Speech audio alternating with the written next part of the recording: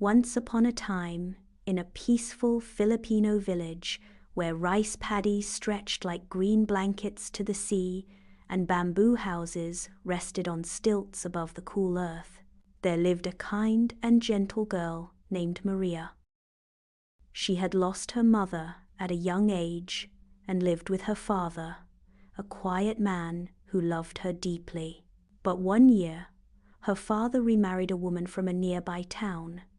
This new stepmother, called Aling Marta, brought with her a daughter named Clara. Unlike Maria, who was gentle and hard-working, Clara was spoiled and lazy. Though at first Maria dreamed of having a sister and mother to love, she quickly learned that Aling Marta's heart was hard and Clara's spirit was selfish. From the day Aling Marta arrived, she treated Maria not as family, but as a servant. "Maria," she would call sharply, "sweep the yard, fetch water from the well, cook the rice and clean the clothes." Clara, meanwhile, sat in the shade, fanning herself and eating sweet fruits, laughing whenever Maria struggled. Maria obeyed quietly, even when the work made her hands rough and her shoulders ache. She found comfort in the sea breeze, in the songs of birds, and in the hope that kindness would one day bring light. One morning, Aling Marta gave Maria an impossible task. "If you wish to eat tonight, you must pound and sift this huge mountain of rice until it is as white and fine as flour before the sun sets." Maria's eyes widened. The pile was enormous. She worked tirelessly under the hot sun, hands blistering, sweat running down her face. Meanwhile, Clara lounged nearby, mocking her. "Poor Maria," Clara sneered. "You'll never finish before dark." Maria's heart sank, but she kept working, tears mixing with sweat. As the day wore on and the sun began to sink, Maria whispered a quiet prayer to the heavens. Suddenly, from the forest came a gentle rustle. A shimmering water buffalo, its horns glowing with soft golden light, stepped into the clearing. Its great kind eyes met Maria's, and it knelt down.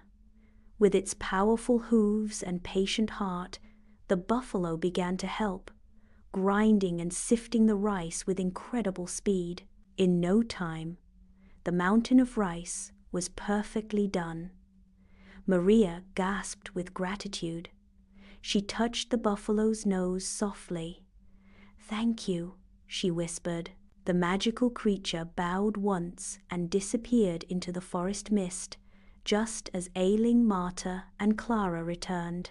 Seeing the completed task, Aling Marta's eyes narrowed with anger, but she forced a smile.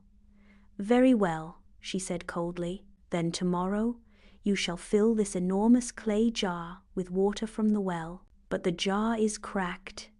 If you cannot keep it full, you shall have no food." Clara laughed cruelly. Maria lifted the heavy jar and walked to the well, despair tugging at her heart. Each time she poured water in, it leaked out, leaving the jar empty. She tried again and again until her arms ached and tears fell freely. At last, exhausted, she sat down and cried beneath the moonlight. Just then, from the shadows, a group of friendly forest birds appeared, bright kingfishers and gentle doves. They fluttered down and spoke in soft chirps. Together they gathered large leaves and sticky sap from nearby trees, carefully sealing the cracks in the jar. The birds sang sweetly as they worked, and soon the jar was whole again. Maria smiled through tears, lifted the jar, and filled it until it brimmed with clear water. When Aling Marta returned, she frowned deeply, seeing the impossible task completed. But the stepmother was not done. One day, news spread that the wealthy mayor of the next town was hosting a grand fiesta, a celebration with music, food, and dancing, where he would choose a kind and wise young woman to honor as the fiesta queen. Every young girl dreamed of going, including Clara. Ailing Marta declared that Clara would attend and perhaps win the mayor's favor. Maria's heart longed to go too, if only to see the joy and music, but she dared not ask.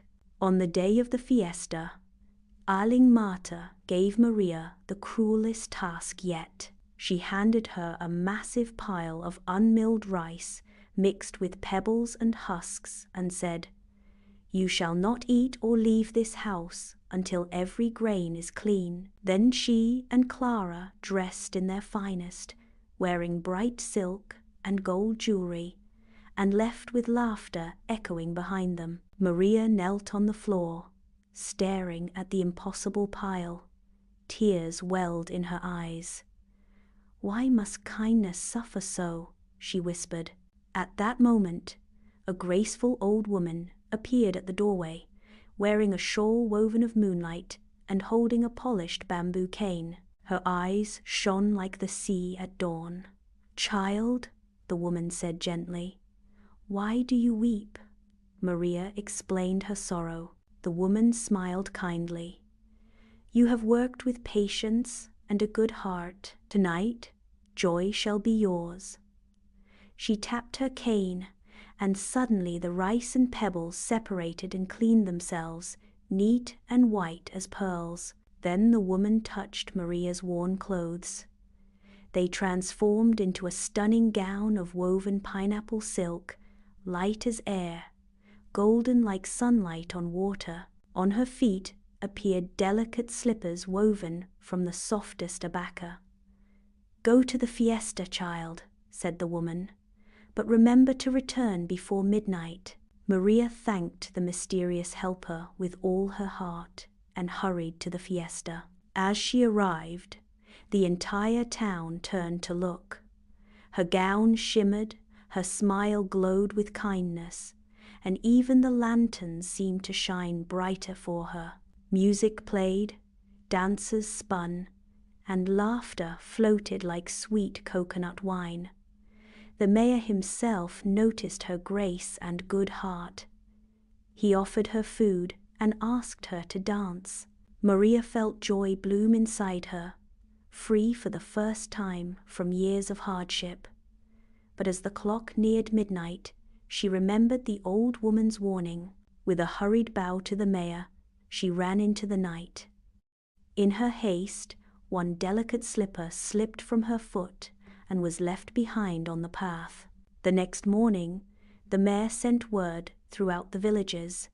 He would search for the owner of the slipper, for he believed only the kind-hearted girl he had met could fit it. Ailing Marta, furious but desperate, pushed Clara forward when the mayor arrived with the slipper. Clara's foot was far too big, but ailing Marta pinched and forced, causing Clara to cry out. The mayor frowned.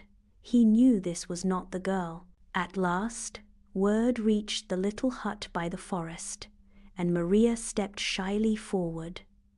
Though ailing Marta tried to block her, the mayor insisted. Maria slipped her foot into the slipper, and it fit perfectly, as though made for her heart as well as her foot. The mayor smiled warmly and offered his hand. "You are the one I met," he said. "Kindness shines brighter than gold." He invited her to the grand hall to be honored as the fiesta queen and offered to help lift her life from hardship. Ailing Marta and Clara, ashamed and silenced, could only bow their heads. Yet Maria, gentle as ever, did not seek revenge. She simply forgave, her heart too big for hate. From then on, Maria lived a life of respect and love, never forgetting the magic of kindness and the friends who helped her when she had nothing: the buffalo, the birds, and the mysterious old woman. Clara and ailing Marta humbled by shame and regret, slowly learned to live with less cruelty. Though it took many years, parents in the village began telling this story to their children, teaching them that even in loneliness and unfairness, patience and kindness have great power. And so, on quiet tropical nights, when the moon glows silver and fireflies drift through the rice fields, families gather and whisper the tale of Maria and Clara.